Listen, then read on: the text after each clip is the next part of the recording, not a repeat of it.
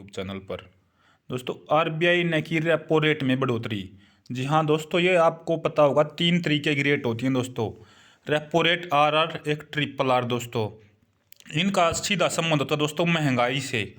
दो, repo rate में बढ़ोतरी की है हाल ही में भारतीय रिजर्व बैंक आरबीआई ने मौद्रिक समीक्षा नीति मॉनेटरी पॉलिसी कमेटी जो दोस्तों एमपीसी, इसकी बैठक के बाद रेपो रेट में 25 आधार अंकों बेसिक्स पॉइंट की बढ़ोतरी कर दी है। अब इस निर्णय के बाद रेपो रेट है दोस्तों 6.25% से बढ़कर 6.50% हो गई, यानी कि 6.25 से बढ़कर दोस्तों 6.5% हो गई है।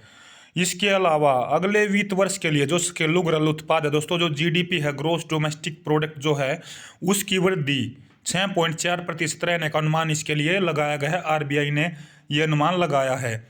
साथ ही वित्त वर्ष 2024 में खुदरा मुद्रास्फीति 5.3% रहने की उम्मीद है। मई 2022 के बाद से यह छठी बार है जब रेपो रेट में बढ़ोतरी की गई है।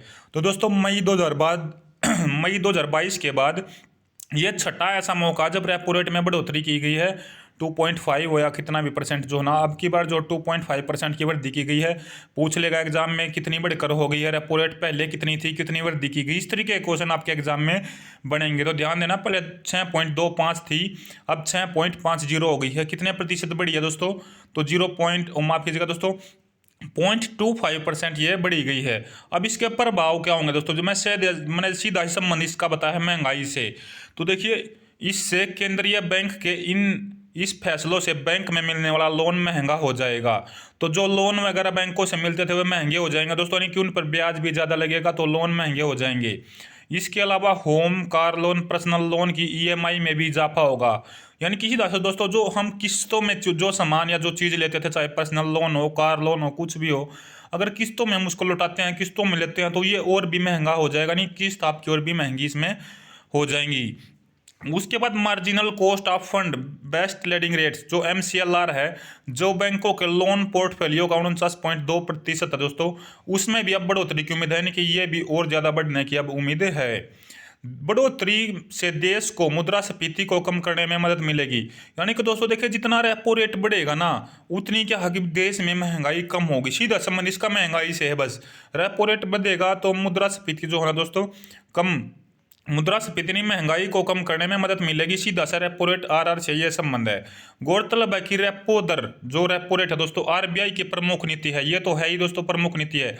अब इसके बारे में देखिए, यह वह दर होती है, यानी कि ये डेफिनेशन है आरआर की, यह वह रेट होती है, वह दर होती है जिस पर आरबीआई बैंकों को धन उधार देता है।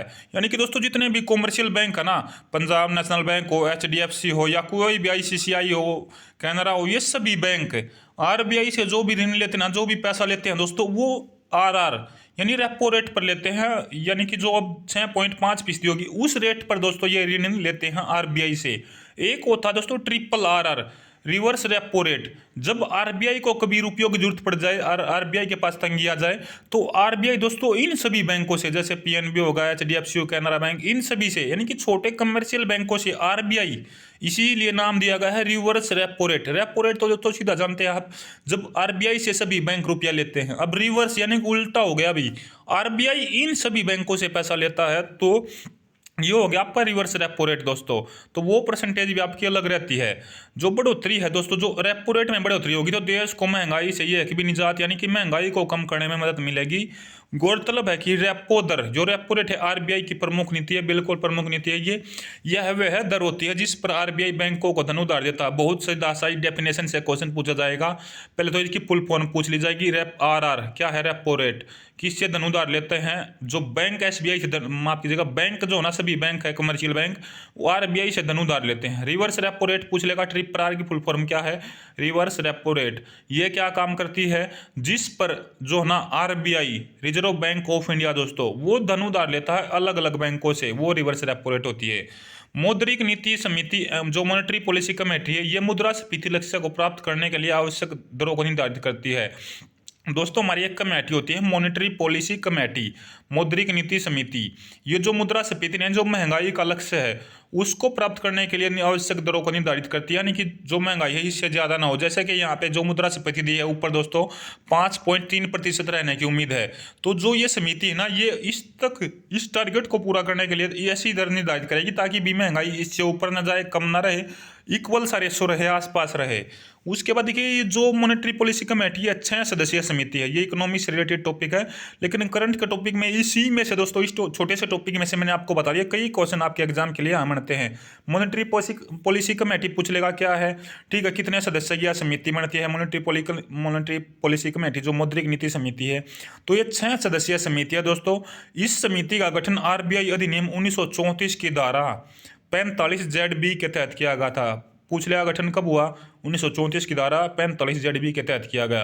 अब RBI का भी गठन दोस्तों जो ना 1934 के ही कानून एक्ट के तहत किया गया था। 1935 में जो ना RBI बनाया गया था। RBI का मुख्यालय कहाँ पे है, रिजर्व बैंक ऑफ इंडिया, ये आपको कमेंट करके बताना है दोस्तों। और वर्तमान में इसके गवर्नर कौन है, पहले गवर्नर कौन थे, इस तरीके का टॉपिक इकोनॉमिक्स में आपके आएगा, जो आगे आपको मैं बताऊंगा। ये आपके लिए करंट टॉपिक था, जो आपके एग्जाम्स में यहाँ से क्वेश्चन बन सकते हैं, मैंने सभी बता दिए हैं। एक बार फिर से रिमाइंड कराता हूँ। सबसे पहले बनता question monetary policy committee full form पूछ लेगा MPC। इसमें कितने सदस्य हैं, 6 सदस्य हैं। गठन कब हुआ था, 1934 की धारा 45B के तहत। अब दोस्तों उसके बाद जो रेपो दर है ये प्रमुख नीति है, यानी कि प्रमुख वो है। वह दर कौन सी है जिस पर RBI बैंकों से उधार लेता है, ऑप्शन दे देगा RR, RRR, SLR, इस तरीके से, ठीक है। तो यह होगी भाई आपकी RR, जो रेपो रेट है, RBI बैंकों को धन उधार देता है, जिस पर लेता है RBI वो रिवर्स रेपो रेट होगी। उसके बाद भी मुद्रास्फीति जो है ना, जो घरेलू GDP है या जो रेपो रेट हो बढ़कर कितनी हो गई है, पहले कितनी थी, कितने % की वृद्धि हुई है, तीनों क्वेश्चन यहाँ से बनते हैं, ठीक है। अभी इस वीडियो को ज़्यादा से ज़्यादा शेयर कर देना, चैनल को सब्सक्राइब कर लेना, बहुत ही इंपॉर्टेंट टॉपिक आप सभी के आगामी एग्जाम्स के लिए। धन्यवाद। जय हिंद, जय भारत, जय हरियाणा।